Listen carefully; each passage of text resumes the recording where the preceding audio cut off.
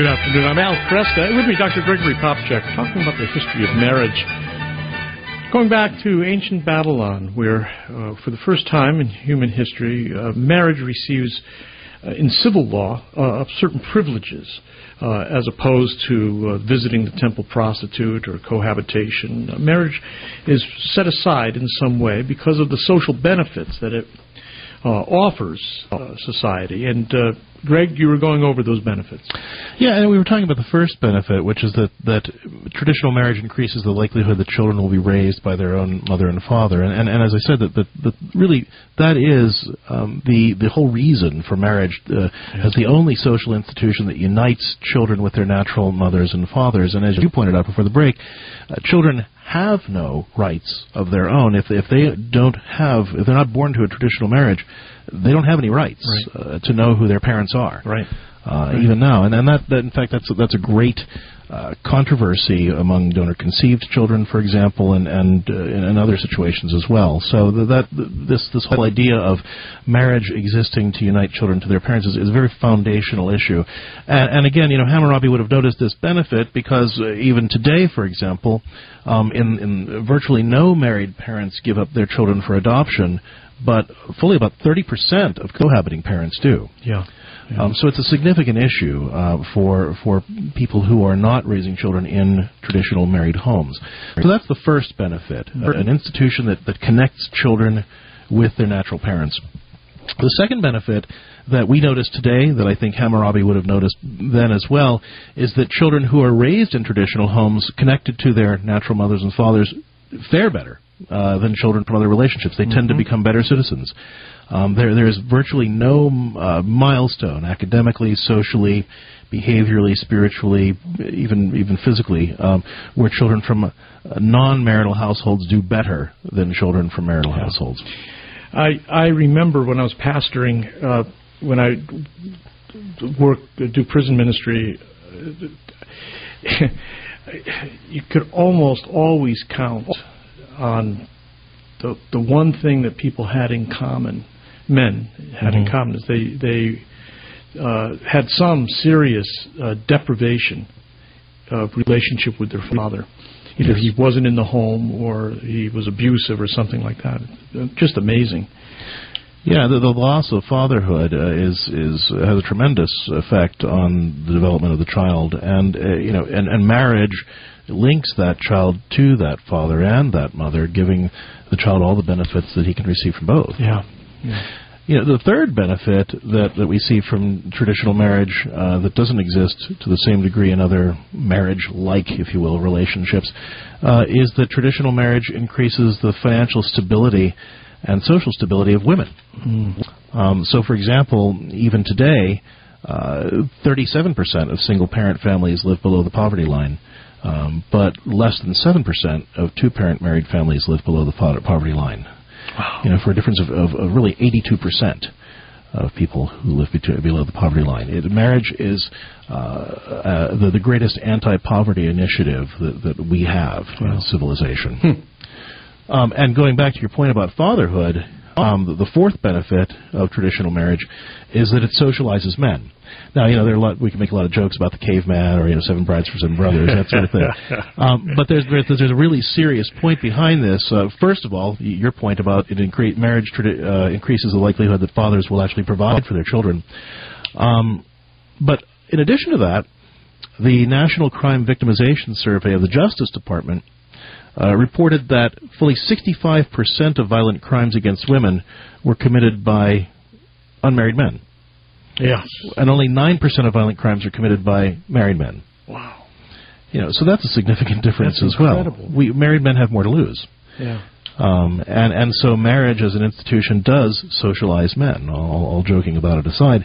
And then the fifth benefit, and this is especially important if you're, like Hammurabi, interested in preserving your civilization, marriage increases the likelihood that society will maintain replacement fertility levels. So where married couples have 86 children per 1,000 per year, unmarried people have significantly fewer children per 1,000 per year. The gap is closing a bit compared to where it was, but there's still almost 1.5 times more children born to married couples than unmarried couples. And so in a civilization where the issue is not population explosion, but population contraction, that's a serious concern. Countries like France, Italy, Russia are all looking at following Japan's lead and paying parents to have more children, right. So that they will be able to sustain their infrastructure. Wow, it's just amazing. Growing up, watching movies and reading poetry and falling in love and out of love, and you're led to believe, singing songs, pop songs, for instance, you're led to believe that marriage is falling in love and marriage are merely private affairs. That what does the state have to? The state has no concern in who I love. Well, in a way, the state doesn't really care who you love, but it is concerned about who you marry. Well, exactly. Yeah, no, that's absolutely true. The state really doesn't care and has no business in deciding or regulating who you love. Right. That's really not the state's job, and that's part of the problem with the idea of redefining marriage. Right. Because this is the first time where people are turning to the state to validate who they love. We don't need an institution for that. We need an institution that connects children with their parents and gives benefits to society that sees to society's continuance. And that's what traditional marriage has always done. And we are now redefining marriage from an institution dedicated to the welfare of children to an institution dedicated to the pursuit of adult desire. And that's a very serious problem. Years ago, now this is maybe going out on a limb, but I remember a book by George Gilder called Men and Marriage, and it must be 20 years old by now, maybe more, might be 25 years old, 30 years old. But at the time, he was making arguments on behalf of marriage from what then was called the field of sociobiology. Now they generally call it evolutionary psychology. And saying that, again, talking about marriage as a socializing institution. I like the Seven Brides, Seven Brothers analogy. I think that's a good one. It's the fun musical. But is that still the case? Are people making arguments on from evolutionary psychology on the benefits of marriage? Yes, they are, but nobody's listening. There's a ton of social science data on this, but nobody's listening because everybody wants gay marriage to be possible. That's being seen as the compassionate response. What people are missing is that there are ways to protect the rights and the dignity of homosexual persons without taking marriage away from children. And that's really the issue here, that we are not, it's not so much that we are opposed to gay marriage, it's that we are for marriage as the institution linking children to their parents. And to completely redefine it is to rob children of a natural right to have their mother and father. And I want to bring this out, because people will sometimes say, well, marriage, children, well, since contraception, that link has been... Right. But here's the thing. Or people will even say, well, but you allow infertile people to marry, or people who are past menopause to marry. How does that apply? And here's the answer to that argument. You can allow infertile couples, for example, or couples past menopause to marry, because in allowing them to marry, you don't have to say that having a mother and father is discriminatory. Right. But as soon as you allow gay marriage, then you have to eliminate mother and father and go parent one and parent two. And most states that allow gay marriage have done that on birth certificates. So now what you're saying to a child is there's nothing special about having a mother and father. You've ceased privileging a mother and father. Yes, you don't have a right to a mother and a father and all the benefits that you can receive from a mother and a father. Every family type is equivalent, and you, child, are not allowed to feel the deficit of a mother or a father, because you have parent one and parent two, which is a tragic denial of that child's basic rights. I mean, maybe you can make an intellectual argument that, any two parents are fine, but ask yourself, even if you weren't raised in the best of homes, which would you rather live without? If you had to give up one or the other, who would you give up? And I don't know that too many people who would be happy to answer that question. Right. Absolutely not. How popular is marriage among homosexual populations? I remember when the movie Milk came out a few years ago, starring Sean Penn. He played Harvey Milk. the San Francisco city supervisor who was assassinated and who was a major leader in San Francisco's homosexual population. Harvey Milk argued that against marriage for homosexuals. He thought that homosexuals should find their own institutions for sexual expression, and he didn't think marriage was a good idea. He called it a straight institution. And so I don't think his voice doesn't seem to be the dominant voice any longer. No.